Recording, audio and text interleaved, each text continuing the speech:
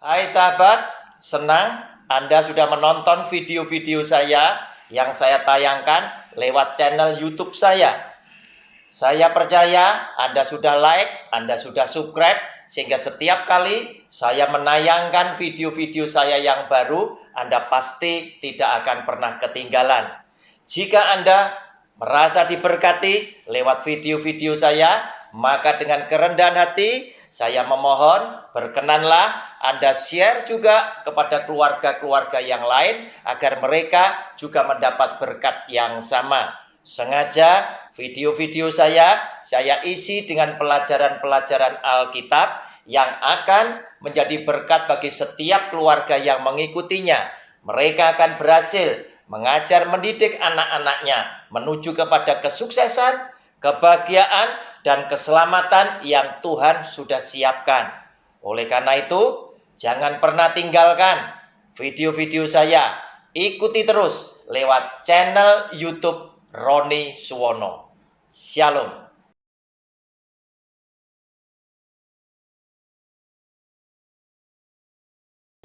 Shalom.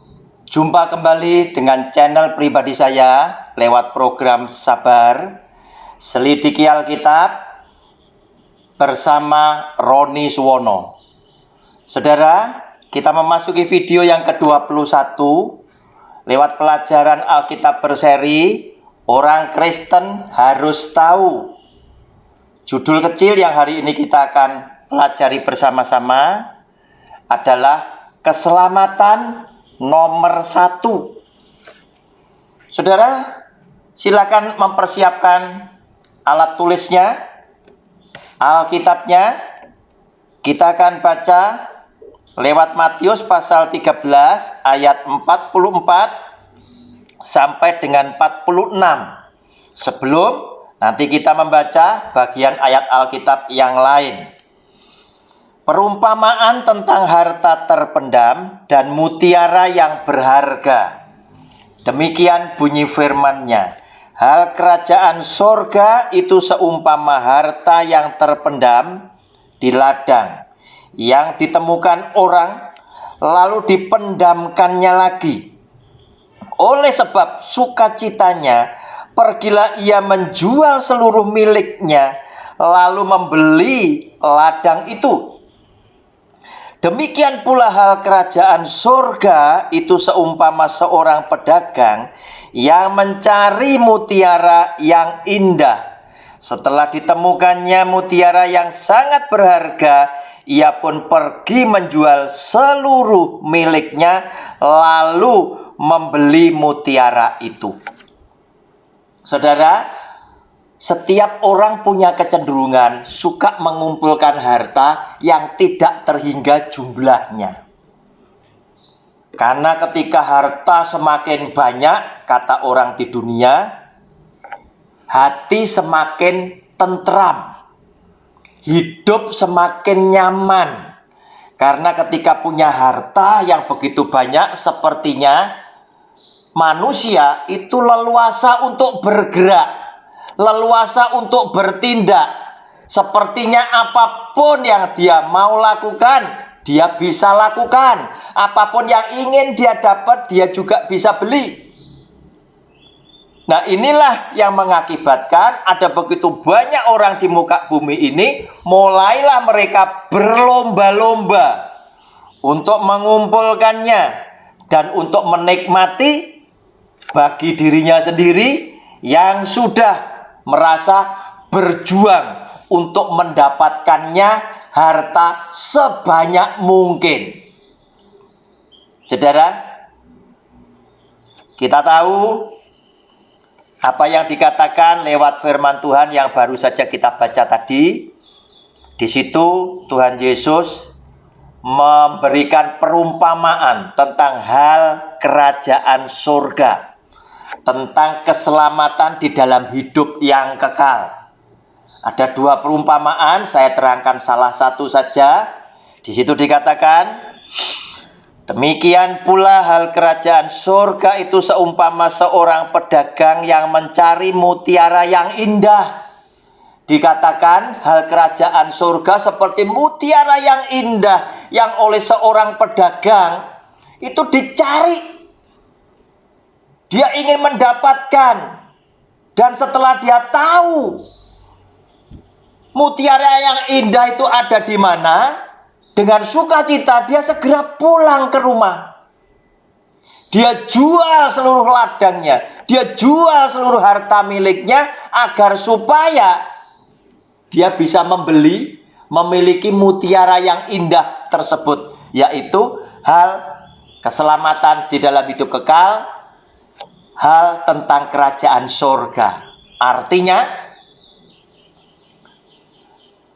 kita diminta menyadari oleh Tuhan Yesus bahwa keselamatan di dalam hidup kekal atas hidup saudara dan saya itu punya nilai yang sangat berarti, sampai-sampai di dalam bacaan ini seorang pedagang itu rela dan dengan sukacita menjual seluruh harta miliknya hanya supaya bisa ditukarkan dengan hidup yang kekal.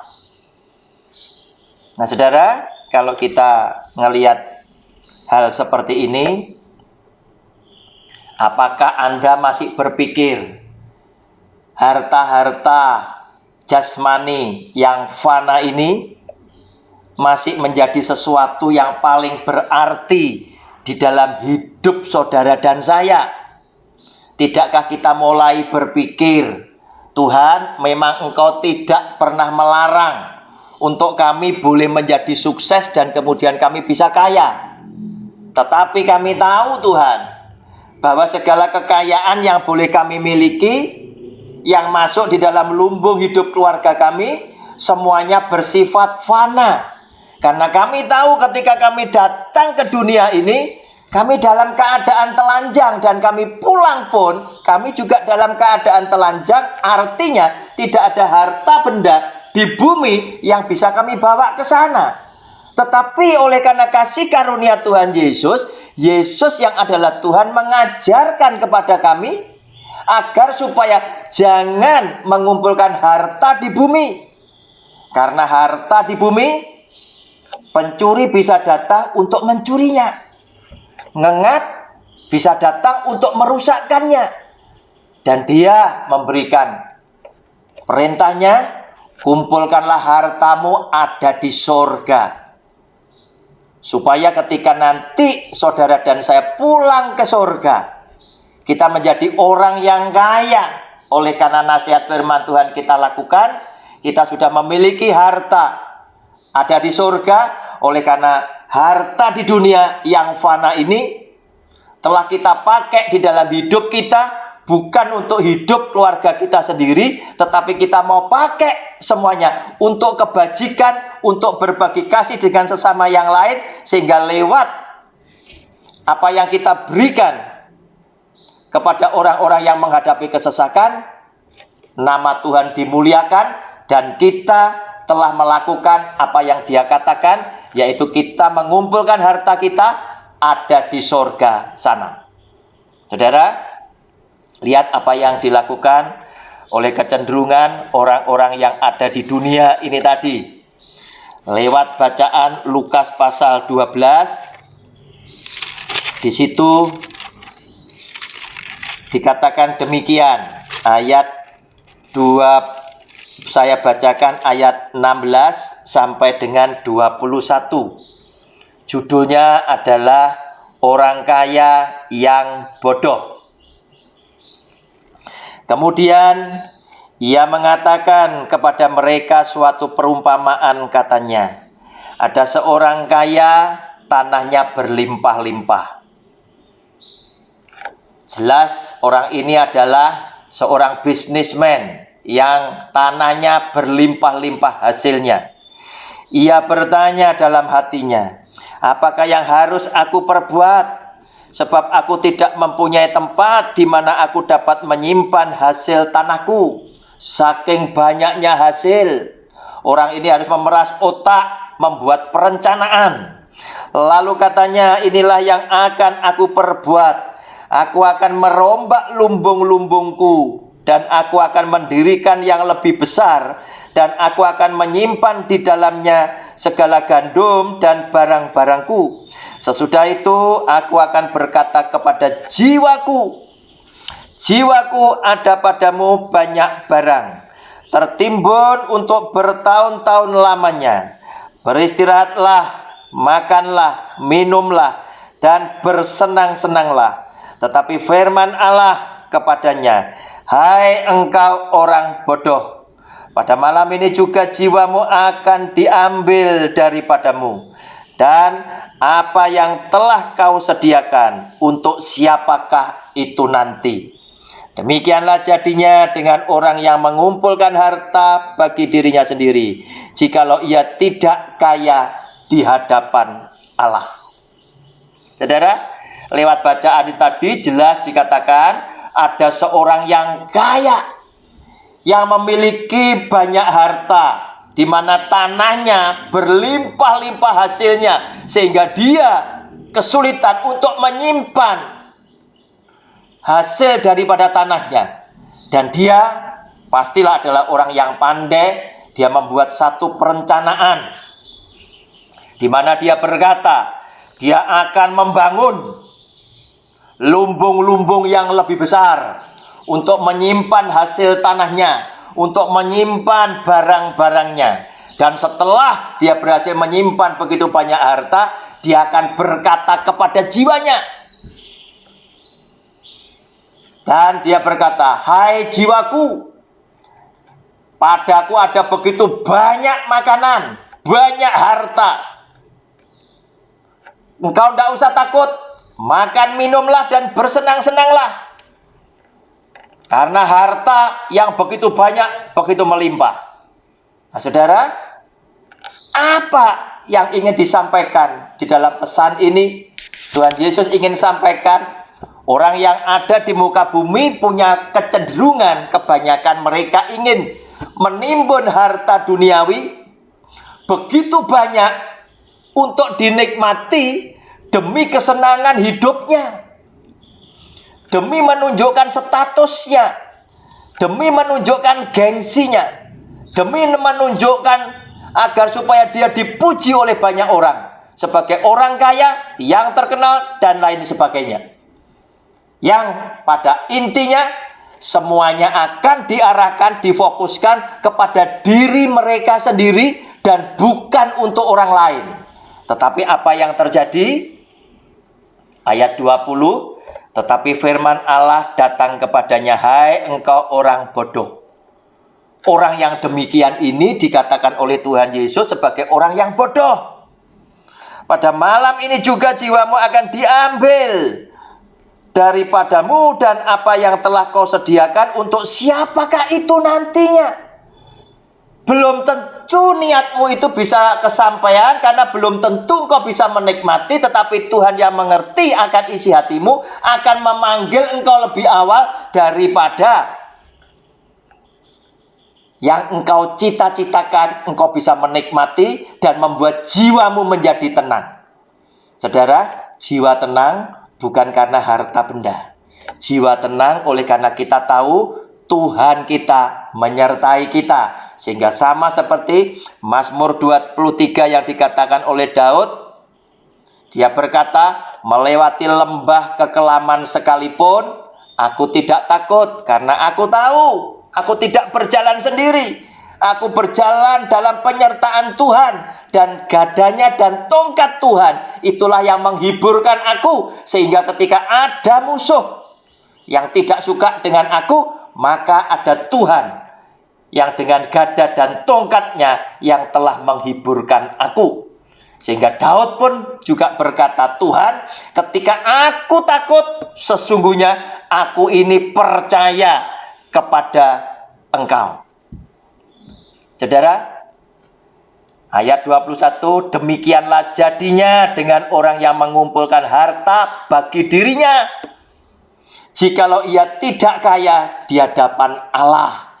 Tuhan katakan orang yang demikian adalah orang yang miskin di hadapan Tuhan, karena dia semasa di dunia hanya mengumpulkan harta untuk kepentingan dirinya dan keluarganya saja. Tetapi dia belum pernah mengumpulkan harta di surga, di mana dia mau berbagi dengan sesama yang lain yang menghadapi kesesakan. Sehingga lewat apa yang kau lakukan dengan kau berbagi, sesungguhnya engkau sudah lakukan perintah Tuhan, memelihara orang-orang yang ada di dalam kesesakan. Dan apa yang kau perbuat sama dengan engkau memiliki harta yang ada di surga, sehingga engkau akan menjadi anak Tuhan yang kaya. Oleh karena hartamu sudah engkau kumpulkan di surga sejak engkau belum menikmati kekayaan sebesar ini di muka bumi. Engkau sudah rajin menabung harta di surga. Dan semoga dengan kekayaan yang semakin hari ditambahkan oleh Tuhan, kepercayaan yang semakin besar yang diberikan oleh Tuhan, demikian pula engkau memiliki kasih yang semakin lama semakin besar kepada Yesus sebagai Tuhan dan Sang Pemberi. Saudara, kita mau lihat juga ayat bacaan firman Tuhan yang lain. Di dalam Lukas pasal yang ke-10, ayat 17 sampai dengan ayat yang ke-20. Kegiatan rohani tidak semuanya benar. Sehingga kita tahu baik yang rohani, apalagi yang jasmani, tetap harus difokuskan kepada keselamatan dalam hidup yang kekal. Karena keselamatan bagi Tuhan Yesus adalah nomor 1. Karena itu dia juga berkata kepada orang-orang yang kaya. Dia berkata, apa gunanya seseorang memiliki dunia dengan segenap isinya, jika jiwanya dia binasa? Tidak ada artinya.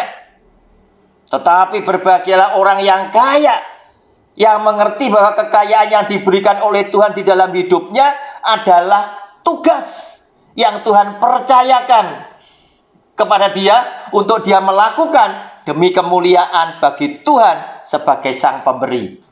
Saudara, saya bacakan Lukas pasal 10 ayat 17 sampai dengan yang ke-20. Judulnya adalah kembalinya ke-70 murid setelah diutus oleh Tuhan Yesus. Kemudian ke-70 murid itu kembali dengan gembira dan berkata, Tuhan, juga setan-setan takluk kepada kami demi namamu. Lalu kata Yesus kepada mereka, aku melihat iblis jatuh seperti kilat dari langit. Sesungguhnya aku telah memberikan kuasa kepada kamu untuk menginjak ular dan kalajengking, dan kuasa untuk menahan kekuatan musuh, sehingga tidak ada yang akan membahayakan kamu. Namun demikian janganlah bersukacita karena roh-roh itu takluk kepadamu, tetapi bersukacitalah karena namamu ada terdaftar di sorga. Saudara, kegiatan rohani tetap Tuhan Yesus arahkan agar supaya motivasi hatimu tidak salah, langkah kakimu boleh tetap terjaga, dan keselamatan di dalam hidup kekal tetap menjadi fokus di dalam hidupmu. Karena Yesus Kristus Tuhan tetap katakan keselamatan dalam hidup kekal tetap adalah yang nomor 1. Oleh karena itu senang jika teman-teman membicarakan di dalam khotbah teristimewa adalah keselamatan di dalam hidup kekal. Bukan yang harus mendapat berkat. Walaupun kita tahu berkat yang jasmani juga kita perlukan semasa kita masih hidup di dunia. Tetapi pakailah berkat jasmani ini, mamon ini tadi, untuk memuliakan nama Kristus sebagai Sang Pemberi. Jangan sampai mamon itu justru menjadi ilah yang lain yang mengakibatkan kita jauh daripada Kristus sebagai Sang Juru Selamat. Saudara, 70 murid pulang setelah diutus. Apa yang terjadi? Mereka bersukacita karena memang mereka diberi kuasa dan mereka diutus. Usirlah setan-setan, sembuhkanlah orang sakit, tahirkanlah orang kusta, bangkitkanlah orang mati. Dengan sukacita mereka pulang dan laporan kepada Tuhan Yesus. Dan mereka berkata, guru, benar, setan iblis kabur dengan kami di dalam namamu. Tetapi apa yang dikatakan oleh Tuhan Yesus sungguh mengejutkan buat saudara dan saya. Ternyata yang rohani sekalipun yang kita lakukan, yang menyenangkan dan memuliakan hati Tuhan, itu pun tetap harus diarahkan kepada keselamatan di dalam hidup yang kekal. Ayat yang ke-20 berkata demikian. Namun demikian, janganlah bersukacita karena roh-roh itu takluk kepadamu, tetapi bersukacitalah karena namamu ada terdaftar di sorga. Saudara, agar supaya nama kita terdaftar di surga, kita harus tetap waspada di dalam setiap langkah kaki kita, kehidupan kita. Kita tetap harus berjalan di jalan kebenaran firman Tuhan, sehingga baik jasmani, baik rohani, kegiatan yang kita lakukan, kita tetap waspada.